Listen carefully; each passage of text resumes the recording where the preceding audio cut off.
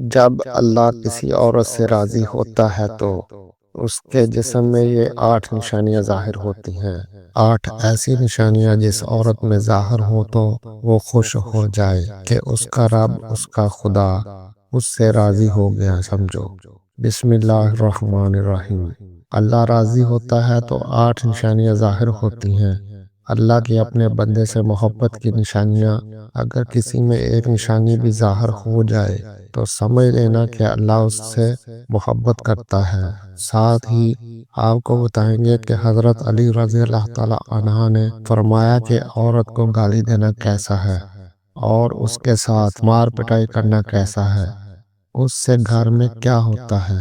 ناظرین، سب سے پہلی نشانی اللہ پاک جس کو دین کی سمجھ عطا فرما دیتا ہے، دین سے جوڑ دیتا ہے تو اسے اپنا محبوب بنا لیتا ہے۔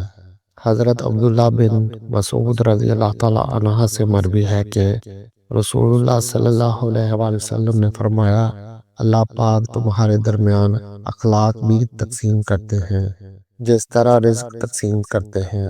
اللہ پاک دنیا اس کو دیتے ہیں جو اللہ پاک کا پیارا ہو یا نہ ہو، لیکن اللہ پاک دین کی سمجھ اس کو دیتے ہیں جو اللہ پاک کا محبوب ہوتا ہے۔ عبادت کی محبت، قرآن کی محبت، اللہ پاک کی محبت، اللہ کے ذکر سے محبت، رسول اللہ صلی اللہ علیہ وآلہ وسلم پر درود و سلام بھیجنے کا شوق اور تڑپ، یہ وہ چیزیں ہیں جو اس بات کی نشانی ہے کہ اللہ نے اسے بہت پیارا بنا لیا ہے۔ دوسری نشانی، رسول صلی اللہ علیہ وآلہ وسلم نے فرمایا، اللہ جسے اپنا بناتے ہیں تو پھر اس پر تھوڑی سی آزمائش بھی ڈالتے ہیں، یعنی اللہ پاک دیکھنا یہ چاہتے ہیں یہ بندہ میرے فیصلے پر راضی ہوتا بھی ہے یا نہیں۔ جو راضی ہو جائے اللہ پاک اسے دنیا میں بھی راضی کرتے ہیں اور آخرت میں بھی راضی کریں گے۔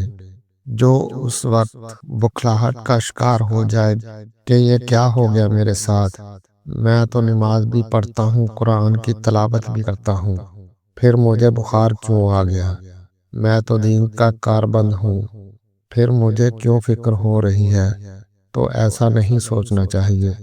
حضرت بلال حبشی رضی اللہ تعالی عنہ سے کسی نے پوچھا کہ آپ بڑی توحید کی باتیں کرتے ہیں تو آپ کو اتنی بری طرح سے مار کیوں پڑی؟ تو آپ رضی اللہ تعالی عنہ نے فرمایا کہ تم بھی تو بازار جا کر برتن خریدنے سے پہلے اسے بجا کر دیکھتے ہو کہ مٹی صحیح طرح سے لگی ہے یا نہیں۔ بس اللہ نے مجھے آزمایا تھا، اس کے بعد یہی وہ غلام تھا جس کا رنگ بھی کالا تھا، موٹے موٹے ہونٹ تھے، جس کے بارے میں اللہ کے پیارے رسول صلی اللہ علیہ وآلہ وسلم فرماتے ہیں کہ جب میں جنت میں جا رہا تھا، مجھے معراج کرائی گئی تو آگے آگے کسی کے چلنے کی آہٹ سنائی دی۔ میں نے حضرت جبرائیل علیہ السلام سے پوچھا کہ یہ کون ہے جو اب ملا؟ یہ بلال حبشی ہیں جو آپ کے آگے چل رہے ہیں۔ حضور پاک صلی اللہ علیہ وآلہ وسلم جب واپس آ گئے تو حضرت بلال رضی اللہ تعالی عنہ سے پوچھا کہ تم کون سا عمل کرتے ہو؟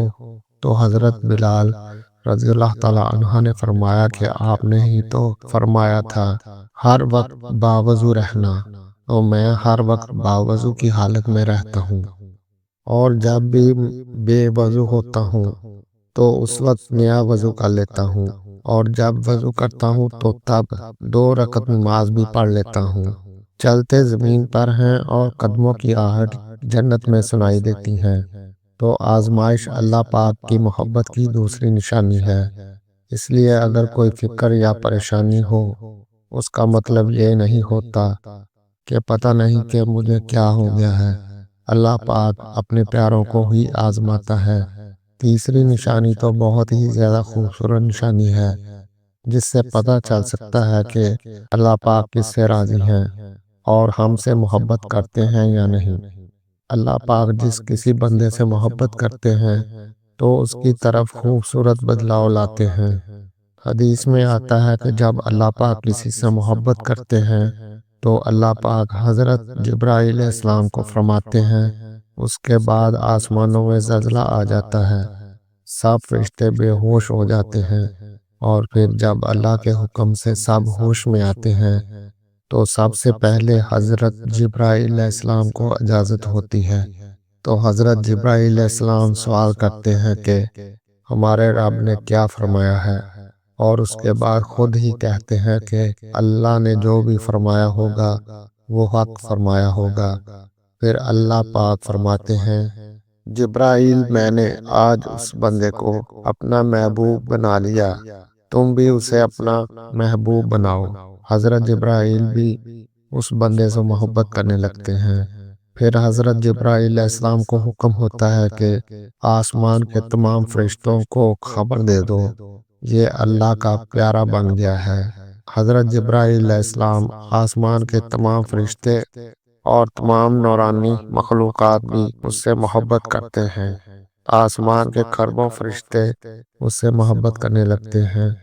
پھر ایک فرشتہ آسمانوں سے دنیا میں آتا ہے، پھر ایک فرشتہ آسمان سے دنیا میں آتا ہے اور اعلان کرتا ہے کہ اے لوگو، فلاں شخص اللہ کا محبوب ہے۔ حضرت جبرائیل علیہ السلام اور تمام آسمانوں کی نوری مخلوقات اس سے محبت کرتی ہے، تم بھی اس سے محبت کرو۔ اور پھر دنیا والوں کے دلوں میں اللہ پاک اس بندے کی محبت ڈالتا ہے۔ تو اس لیے دنیا میں دو کام ضرور کرو جس کو کرنے سے اللہ ہم سے راضی ہو جائے، ہمیں اپنا محبوب بنا لے۔ انشاءاللہ دنیا اور آخرت میں کامیاب ہو جاؤ گے۔ حضرت عبداللہ بن عباس رضی اللہ تعالی عنہ فرماتے ہیں، جب نیکیاں قبول ہو جاتی ہیں تو انسان کے جسم میں یہ 5 نشانیاں ظاہر ہوتی ہیں۔ نمبر 1، جب انسان کی نیکی قبول ہو جاتی ہے تو اس کی وجہ سے اس کے چہرے پر عجیب سی رونق آ جاتی ہے، یعنی وہ انسان دنیا کے سامنے اپنی خوشی کا اظہار اپنی مسکراہٹ اور بشارت کے ساتھ کرتا ہے، اپنی مسکراہٹ اور بشاشت کے ساتھ کرتا ہے۔ وہ ہر ایک وقت خوش رہتا ہے، بلکہ یوں لگتا ہے اس دنیا میں اس سے بڑا سکون اور وقار والا کوئی نہیں ہے۔ لگتا ہے کہ اسے دنیا کا کوئی غم ہی نہ ہو۔ یہ خوشی ہر ایک کو نصیب نہیں ہوتی۔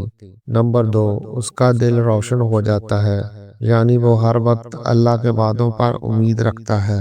اس کے پاس کچھ ہو یا نہ ہو، لیکن اس کے دل میں اتنی خوشی ہوتی ہے کہ اس کو کوئی پرواہ ہی نہیں ہوتی۔ اور یہ یاد رکھنا کہ امیر انسان مال سے نہیں ہوتا، بلکہ امیر ہمیشہ دل سے بنتا ہے۔ حضرت علی رضی اللہ تعالیٰ عنہ فرماتے ہیں، دولت مٹی کی طرح ہے اور مٹی کو پیر کے نیچے رکھنا چاہیے۔ اگر سر پر چڑھاؤ گے تو وہ قبر بن جائے گی، اور قبر زندہ لوگوں کے لیے نہیں ہوتی۔ نمبر 3، جب کسی کی نیکی قبول ہو جاتی ہے تو اس کے جسم میں نیکی کی طاقت آ جاتی ہے اور شیطان اسے گمراہ نہیں کر سکتا۔ شیطان سے بچنے کی قوت اللہ اس کے جسم میں پیدا کر دیتا ہے۔ نمبر 4، وہ اپنے مال و دولت میں فراوانی پیدا کرتا ہے، یعنی اللہ اس کے رزق میں برکت پیدا کرتا ہے۔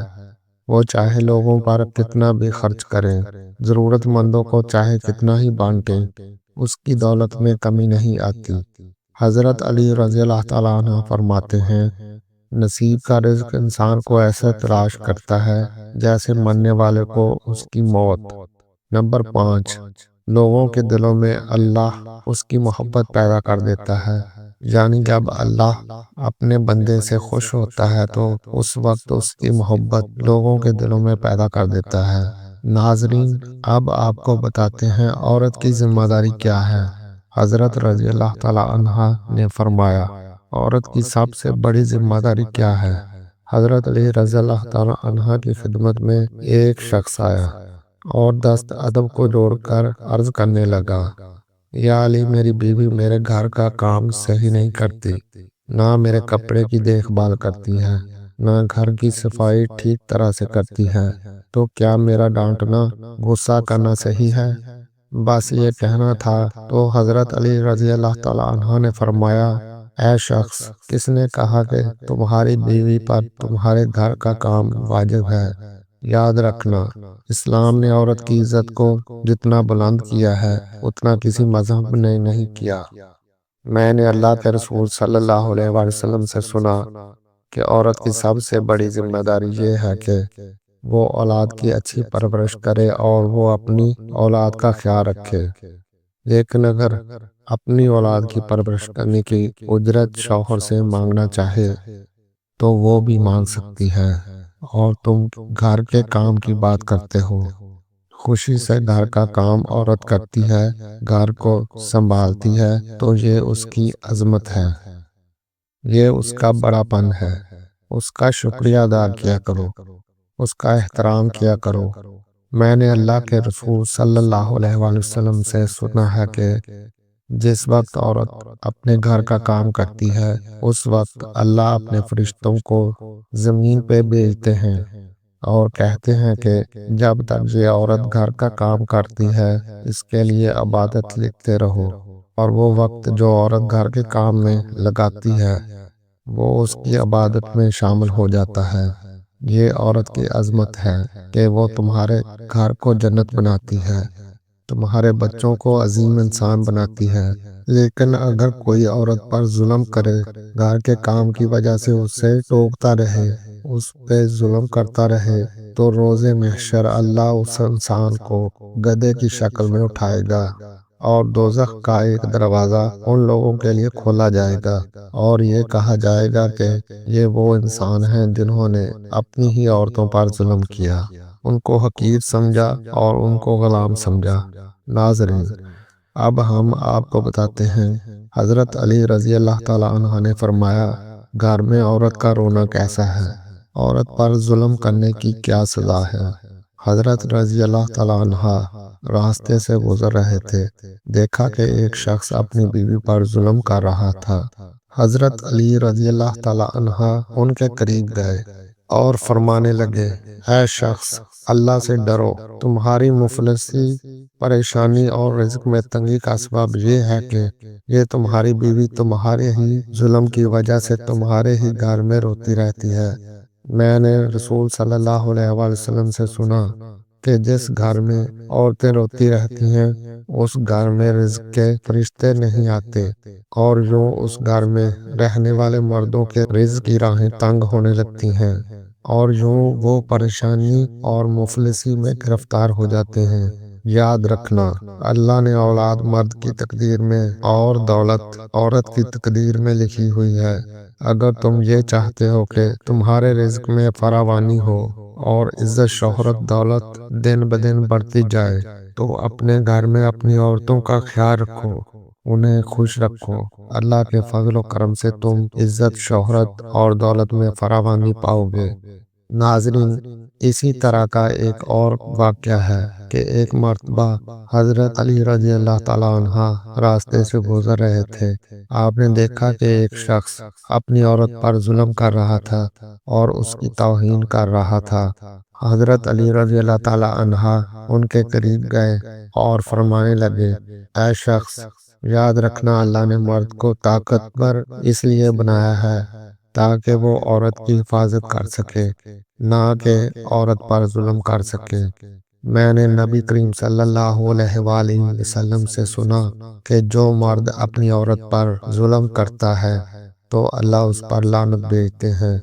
تو اس نے کہا، یا علی، یہ میرے نکاح میں ہے، میں اس سے جو بات کہتا ہوں یہ میری بات نہیں مانتی۔ تو حضرت رضی اللہ تعالیٰ عنہ نے فرمایا کہ نکاح کا مطلب یہ نہیں کہ تم نے اپنے لیے غلام خریدا ہے، بلکہ نکاح کا مطلب یہ ہے کہ تم نے اپنی نسل کو بڑھانے کے لیے اس عورت سے مدد طلب کی ہے اور تمہاری اولاد کی اچھی تربیت کے لیے اس عورت کو چنا ہے۔ اے شخص، جس سے مدد لی جائے اس کو غلام نہیں سمجھتے، اور جو تمہاری اولاد کو پروان چڑھائے اسے حقیر نہیں سمجھتے، بلکہ تمہیں تو اس کا شکر گزار ہونا چاہیے۔ یاد رکھنا، عورت پر ظلم کرنے کا مطلب ہے اولاد کی بغاوت۔ آنے والے وقت میں جو اولاد اس عورت کے جسم سے تمہیں نصیب ہوگی تو اس کے وجود میں تمہارے لیے بغاوت ہی بغاوت ہوگی۔ اللہ تعالیٰ سے دعا ہے کہ اللہ ہمیں دین حق پر چلنے کی توفیق عطا فرمائے، ہماری اولاد کو ہمارے لیے رحمت بنائے اور ہمیں دین کی مکمل سمجھ نصیب فرمائے، آمین۔